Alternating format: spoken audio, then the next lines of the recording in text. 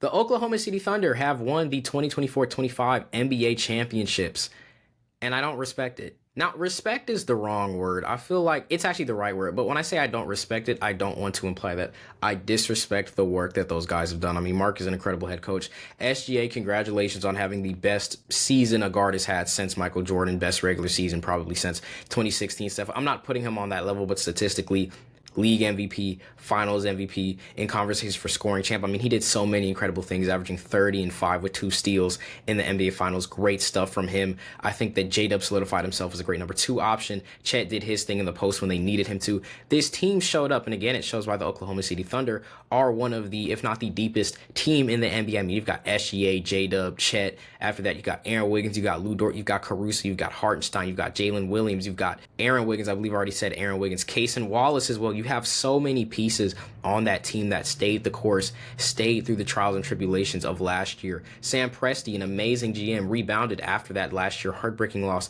to the Dallas Mavericks in 6 when they were getting blitzed in the post. You get Hartenstein to help out Chet. You get other shooters. You get Caruso, a great perimeter guy. You get pieces to help win that NBA championship, and that's what Sam Presti did. That's what everybody did. The entire league needs to take note. Sam Presti learned from the Oklahoma City Thunder with Russ and Durant, where they didn't fill them up with the pieces needed to get a win. Incredible stuff. 6-8-14 on the regular season, dominated in Game 7 as they did against the Denver Nuggets. So again, respect or disrespect is not the right word, but I definitely don't respect this ring. And when I say respect is not the right word, disrespect is not the right word. The Oklahoma City Thunder did not prove to me, and I'm going to put the graphic on screen here, the BoxInOne graphic. So I picked Pacers in 7. We got to Game 7. Everybody else had Thunder winning in 6 or 7. So Marcus, Rois, Samajai, Daniel all picked the Oklahoma City Thunder. I was picking the Indiana Pacers to win before even the Game 1 shenanigans, before all that. These are predictions as taken with everybody being healthy.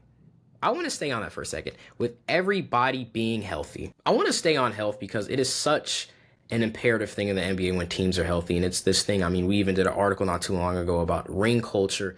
Well, I do think ring culture ruins a lot of all-time conversations. I do think that it's important to remember the context behind every single ring. Let's go back to the first round for the Oklahoma City Thunder. Ja Morant said, "What? I figured them out." Well, looking at the stats here, Game 1, Ja had 17 points on 17 shots, 26 minutes, minus 7 plus minus. Game 2, he had 23 on 25 shots, 40 minutes, minus 25 plus minus. Game 3, he had 15 on 11 in 16 minutes and a plus 12 plus minus. Plus minus is not the greatest indicator in terms of offensive impact and efficiency, but I do think that Ja Morant, when the Memphis Grizzlies were up 37-65, when he did go down, he figured something out.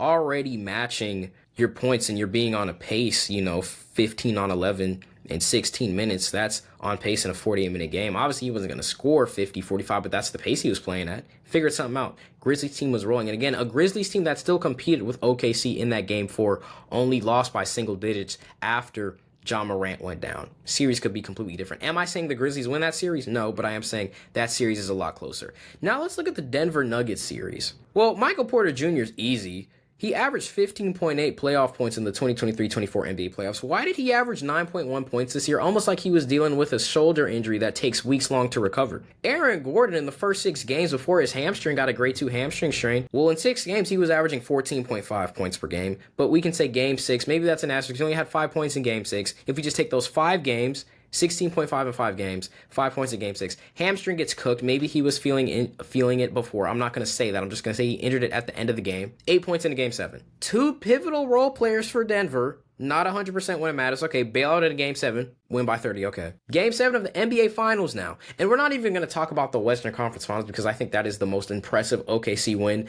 in this playoff run, just dominating the Wolves from wire to wire. But we also got to remember that's a Minnesota Timberwolves team who beat a Golden State Warriors without a Steph Curry who was frying them and was on pace for 40. So let's remember that. It's an argument whether or not the Wolves would have got there if they played a healthy Steph and Curry. Let's not forget that. And then we have a Tyrese Halliburton very tragic Achilles tear in the NBA Finals in the Game 7 where he had 9 points and the Thunder had 10. And he was frying you guys. And you want me to say, without a doubt, this is the best team in the NBA. I'm not doing that. I'm not doing that. You beat a Nuggets team because Gordon's hamstring was cooked. I think that the Thunder still beat the Grizzlies. I think that still happens, regardless of Ja's healthy or not. I think it goes to like 6, maybe 7. I think the Thunder still beat the Wolves because of how good the Thunder are at adjusting. Excuse me, I think the Thunder still beat the Grizzlies because of how good they are at adjusting. Thunder still beat the Wolves. Do you beat the Nuggets?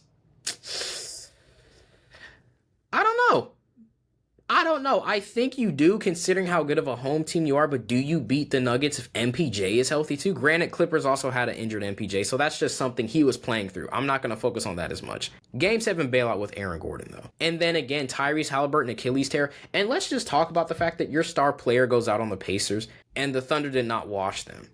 So I got a little bit interrupted, but as I was saying, you don't blow this Pacers team out of the water.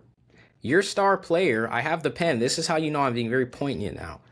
Your star player goes 8 of 27 in a Game 7. Mind you, they're still talking about Kobe's bad Game 7 in 2010. They was just saying this week, that it should have been Pau Gasol's Finals MVP. Your star player goes 8 of 27. Your team still wins by 12 in the Finals.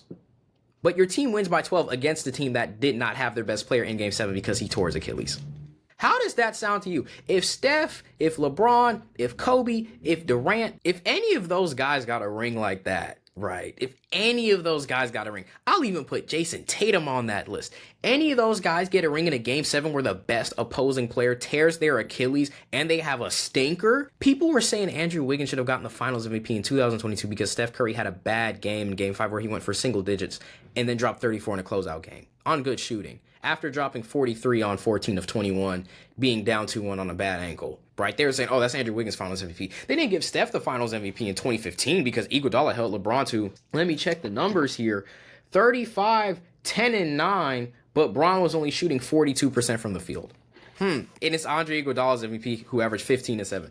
Iggy played great defense. Bron was emptying the clip because he had nobody. But you know what happened when the Warriors won in 2015? They didn't prove they were the best team. And guess what? They lost the Finals next year. We can say Draymond suspension. We can say Steph MCL injury. There were asterisks, yes, but they didn't win the Finals next year. You didn't prove you were the best team in the NBA. You went 73-9, but when you needed to win a ring, and I can say this as a Warriors fan, you didn't prove you were the best team.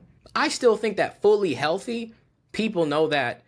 Not people, but I believe that. I think KD doesn't come, the Cavs and the Warriors split. I think they go 2-2 against each other in the Finals. I do think they split. I don't think the Warriors were not a better team. Cavs figured something out with hunting Steph on defensive coverages, and Curry was also just hurt. So it happens, right? But imagine any of those guys win a ring because they have a stinker in a Game 7. Their team not carries them because SJ's still the main scorer, but their team has amazing... Lou Dort, Magnet, Rainbow Ball, y'all really want me to believe that? Y'all want me to believe that? Single-digit game because of TJ McConnell. That's who you're going against. A Thunder, not super team, but a Thunder very complete team versus TJ McConnell. Neesmith, nowhere to be found. Turner, nowhere to be found. Siakam getting benched for 7 minutes. For Shepherd, doesn't make sense to me. This is who you beat for the NBA Finals. This is who you beat. A very competent and great Indiana Pacers team that lost their orchestrator of their offense to an Achilles tear in the first 5 minutes. And you want me, with 5 minutes to go in the first, not the first 5 minutes, but 5 minutes to go in the first quarter. And you want me to say, oh yeah, the Thunder are the best team in the league. You want me to say that right now? I'm not. I'm not convinced. If they do this again next year, then it's like, oh, okay, cool. Because honestly, if they just beat the Pacers in the Finals with Tyrese Halliburton, this is not a conversation. But the fact you got a ring because Tyrese went down like that, now this is a conversation. Boston, for better or worse, they beat a healthy-ish Mavs team. I think Luka was having some knee problems, but better or worse, you beat a healthy Mavs team. Nuggets, for better or worse, they beat a healthy-ish Miami Heat team.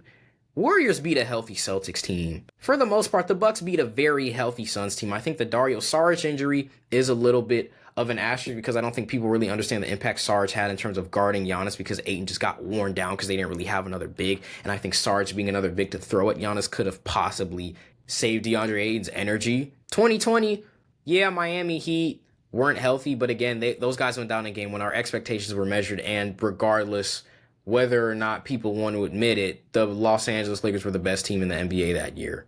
So I think Miami Heat being healthy, it goes to 7. Bron not losing in Game 7, he's going for 70. 2014 Spurs, I mean, I can go on and on. I'm not going to name every NBA champion, but have you ever seen a team where the star player goes out in a Game 7 after he's frying them? I just want everybody to ask that question. Have y'all ever seen that? We've seen stars play injured in Game 7. Have you seen a star go out after matching the points of the opposing team, and they only win by 12, and their star player goes 8 of 27. I just want to ask y'all, if we take away the context of everything else, of Shea, of Tyrese, of all that, if I just told you that, oh yeah, well, the guys who won the finals, their best player went 8 of 27. The other guy, who's the second best player in the series, he was frying them, and then his Achilles got torn, and then the rest is the history. Would y'all be like, oh yeah, best team in the league? And it was a game 7. This is not a game 5 where Indiana's down 3-1. This is a game 7. This is literally a game 1 situation. Oklahoma City is a great team. They probably are the best team in the league. They just ain't prove it. I'm sorry, they did not. I am the only one in this video for a reason, because I don't know who else on the pod going to agree with this. They did not prove they were the best team in the NBA tonight. They proved they're up there. They proved they're here to stay. I 1,000% believe the Oklahoma City Thunder will be back in the finals next year, depending on, whether or not the Spurs get Giannis, because Durant is off the table. But no, I don't think that the Thunder are a consensus 1,000% best team in the NBA. They did not prove it this postseason. Gordon injured. MPJ been injured. Ja was injured. I'm not saying Ja does anything, but Ja takes it off those guys of the Thunder. He takes off 2 games. They're a little more tired going into that OKC series, that Denver series, where Denver already just went to war with the Clippers for 7 games. Most well-rested team because of injury, and they had not an easier path, but they had a path that when it was really winner take all, they just won because they were healthier, not because they were the better team. I'm sorry. I'm not going to respect that the same way I respect the 2016 ring, the same way I respect the 22 ring. Every other ring in this decade has more respect to me than this ring right now. I'm going to say that. I hate the term fake ring, but this is the fakest ring of the decade. I'm just going to say it. This is the fakest ring of the decade. You see, there's sirens going on right now. I'm not sure if y'all can hear that. That's because it was a robbery for us as fans tonight. That's why. That's why it was a robbery for us as fans tonight. And again, kudos to Shea, kudos to J-Dub, Chet, Mark, Matt, not Sam, Matt, but Sam Presti. Kudos to all those guys. They did great things. This was a great team. I had them going to the NBA Finals this year. But a win like this, bro, come on.